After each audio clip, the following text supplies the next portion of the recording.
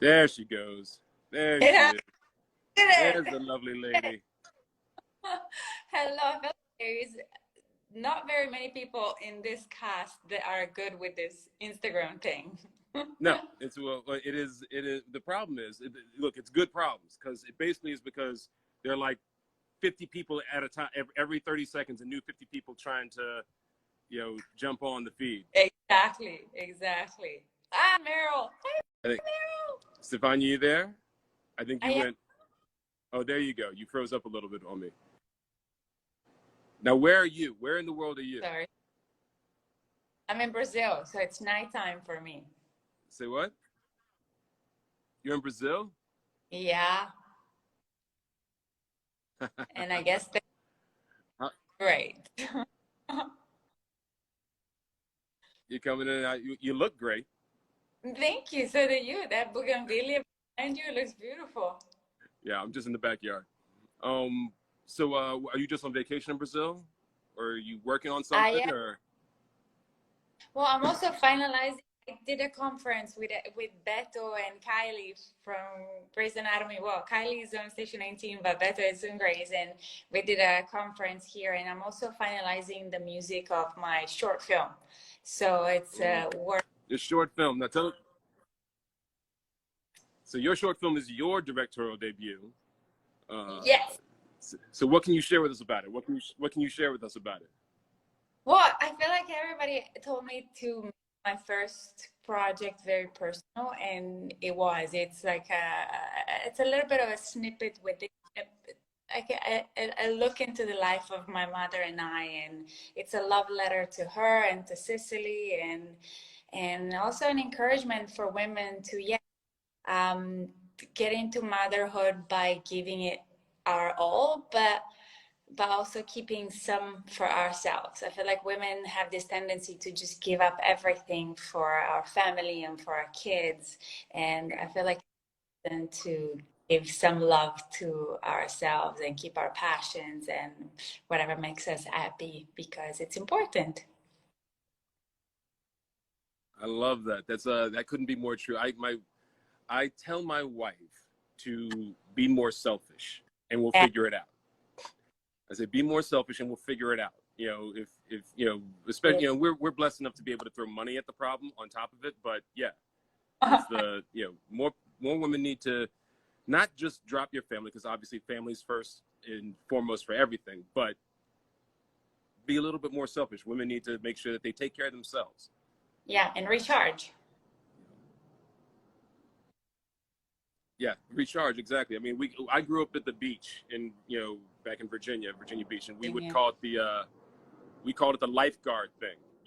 If when you're saving somebody in the water, if they're taking you down, you got to let go for a little bit, get yourself straight again before you go back and try and save them again. And I think moms in particular have a tendency to never take that moment for themselves, to get themselves straight again before they dive back in. So Mhm. so we all will 100%. be on the lookout for this short.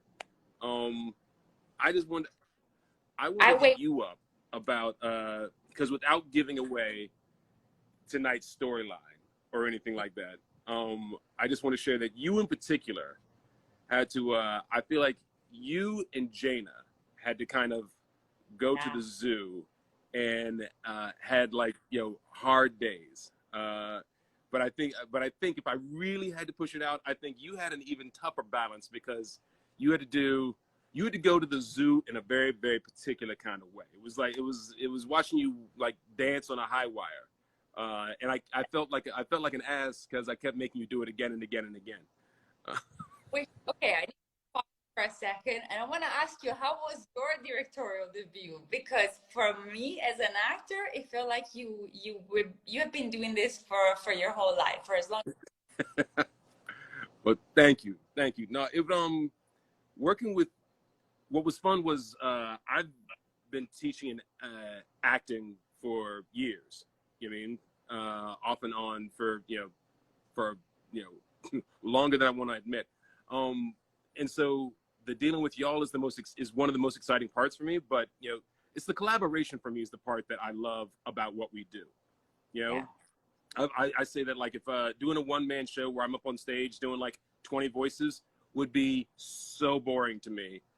Being on Right. stage doing 20 voices with another 2 or 3 actors and they're doing 20 voices, that would be a dream. That would be Right. super fun. Because I like playing off of other people as an actor. And I realized that's what I love about being a director was playing off of my director of photography. Brian, Garbellini did a fantastic job playing off of course, all you actors, playing off of, talking with the writers and getting new juice out of it. I would find things that they wrote that they hadn't seen. You all would find things that, in the words and, that they hadn't, they're like, I didn't even realize I was in there and they wrote it. And hearing things that I didn't catch that they were like, nope, that's something I would love to have in there. And I was like, that's fantastic.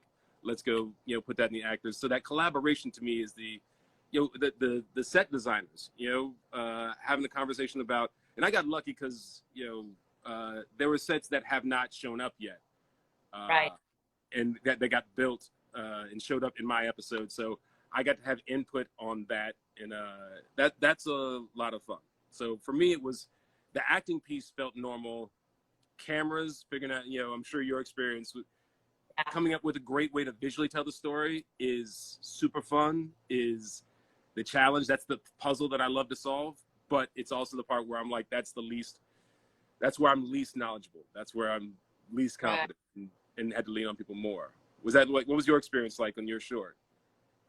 Yeah, the same. I feel like it's so important to get the right angles to tell the story and to tell that emotion. But I feel like if you have a crew that you trust, the job, like the collaborative element of it makes it so much easier because everybody's excellent at what they're doing. And I feel like if you all have the same vision and you have in mind the same result, you can, collaborating for me was this also. I don't have the passion for holding camera photography, but I do have a very bubbly imagination. So I was like, I want this, I want slow motion, and then I want the close up on the feet, but I wouldn't know how to move the camera or how to translate that into a shot.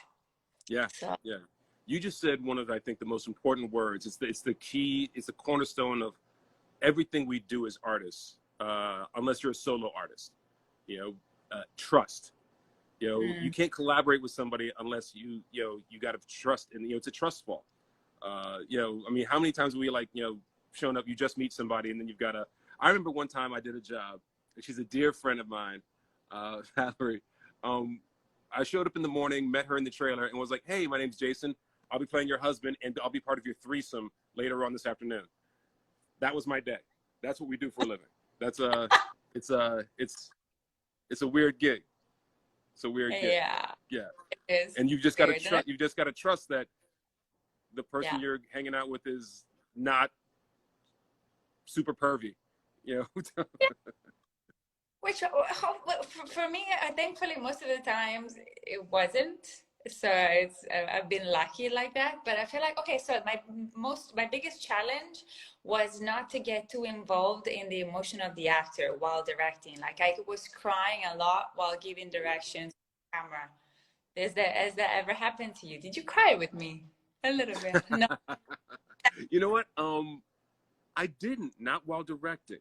Not while directing. Although I was right there with you, but I wasn't crying because I think there was too much in my brain that was worried, thinking about other things. I was part of my superpower is I can give things up to other people, no problem. Like somebody asked me if I was nervous about the show, about my episode premiering tonight, and I said no, not at all. I said because I can't do anything anymore.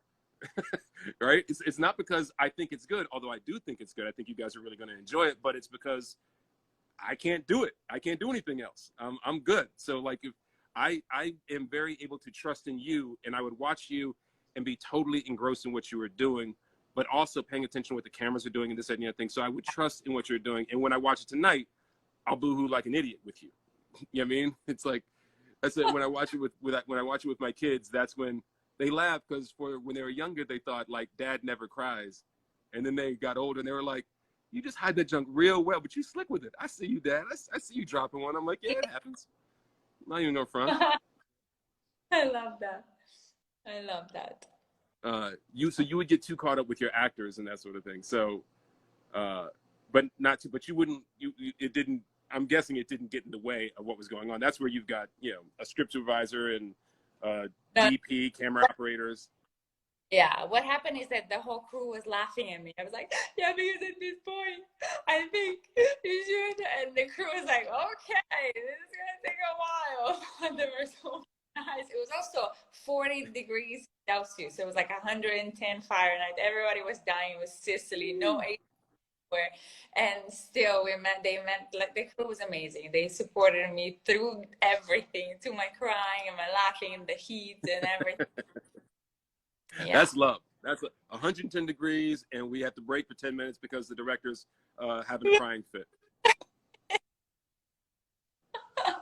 100%. Well, also my story it's being so personal. I was like, oh my God, I have to tell you this story for you to understand this moment. But See, that I would think that I think hard. would change the calculus because it's such a personal story for you. I mean, the story that you guys tell tonight is an amazing story. It's fantastic, and you acted it beautifully. But it's not my personal story. That would change the whole thing a lot, I think. Also, I feel like Jaina's storyline was a little bit more serious and like emotionally. I Yes. feel like without giving too much away, but I feel like our cry Yeah. was different. I shared already in some interviews and on social media. I said you all embody the crying, laughing, and laughing while you're crying. Like Right. and that's why it's such a tough needle to thread. That's why I was I was in awe of you all and just so happy and it sounds ridiculous and almost patronizing to say, but proud of you. I really No, was. The three of you were fantastic, and it was. I think people are going to love it. I'll put it this way. I was doing some interviews yesterday, and they were responding particularly that your scenes registered with them because of the crying while laughing, laughing while crying piece. oh Um, my, yeah, yeah, Jaina's stuff. You're right. Jaina has a whole other level of. I had to hard. take her to the zoo in a whole different way. Hers is just. I have a friend who had this. My friend Brian McCarthy said he thinks the best stories you take a person, your hero or shiro, and you put them in. You put them in a crucible and you kind of just grind them down to their bare essence. The whole situation, everything coming at them, grinds them down until there's just the raw person left. And I feel like this episode for Jaina is one where you've got the legal system that too often puts women on trial when they're survivors. Usually they're in the witness box, but in this case, she's literally on trial for defending herself. Uh, it puts and then you've got this legal system is pushing her down and pressuring her and grinding her, and then the fire department policy is grinding her, and all sorts of other things in the episode are grinding her down until you either break or you find that you're the most raw, intense, fiercest version of yourself. And so and you got to watch the episode tonight to see where Andy lands out.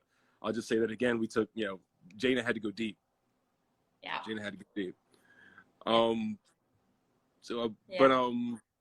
yeah, tonight it was funny though because tonight is also the party for the 400th episode of Grey's Anatomy. Um, I know. yeah, yeah. But you're gonna be in Brazil. I know. An actual party, like a physical people live. This is the thing. Okay, I'm gonna rat some folks out now. I'm gonna spill the tea all over the place. Ready?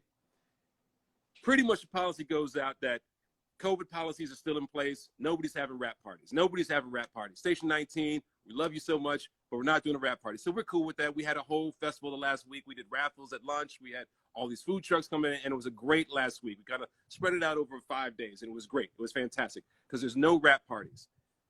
Grey's Anatomy, and I love that's my family, so I can say it.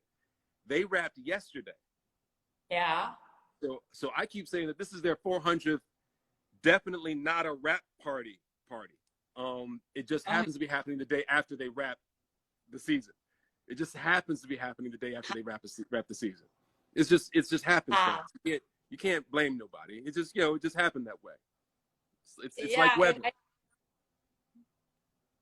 I'm bummed. I'm so bummed. I'm gonna miss the not rap party that happens after they rap.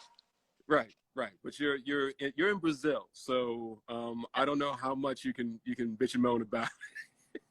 Okay, I'm gonna go. Brazil. I'm about to go to Italy. I can't complain about nothing. It's all good. Right? So Brazil, then Italy, and where else you gonna be? Can I blow you up anymore so people can like stalk you all around the globe to just follow you?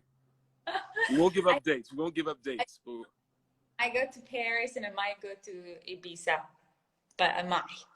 One of my uh, best friends lives there. She just had a baby. I'm gonna go see her. Maybe I don't know. I don't know nothing. your friends had a baby and is in Ibiza?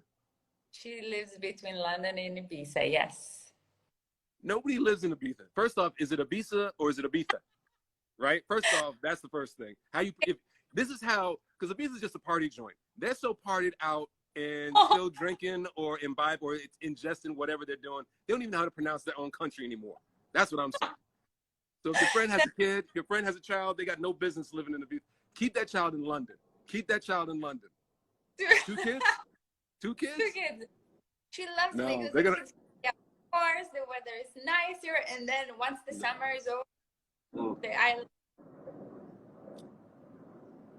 She's gonna go to Ibiza, forget that she has two children, and come back with one. That's what's gonna happen. She's gonna party so hard, she's gonna forget she got two kids, come back with one, and be like, "What? Did we forget something? Did we forget? You know, it's like Ibiza Home Alone. A kid sitting in Ibiza. Mom and Dad just left me in the country because they partied so hard. I'm gonna put it out to her just in case, so she remembers. Where are you going? Where are you going? Oh, we are gonna roll Ah, through London a little bit. I'm gonna visit some friends in London, and then and we dabbled. We thought about hitting Italy for a little bit because we love. So we love Italy. We love Italy. I've been to Italy like yeah. like a half dozen times or something like that. But we are going to go to South Africa and Zambia. We're going on safari. I'm psyched. My oldest son is graduating high school, and so we are heading to go, doing one of those big once in a lifetime, just don't pay attention to the bottom number, just sign the form, Okay. vacations to go on safari and such. But with the whole family.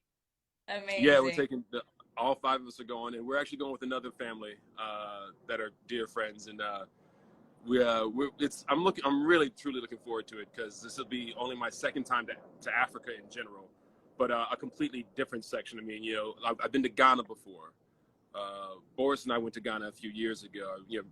And this time South Africa. I have a friend who I coached as an actor, and I coached him on audition, and he got onto a television show in South Africa. So Oh, I'm trying to hook up with him, see if we can, when I come through Johannesburg, if we can connect up a little bit, because there's no better way to come to a country than with somebody who's on TV in that country. I figure that that's got to be the way to pull it off. But I'm looking forward to doing Victoria Falls. Danielle went to Victoria Falls I did. a few years ago. I know. It sounds Yeah. amazing.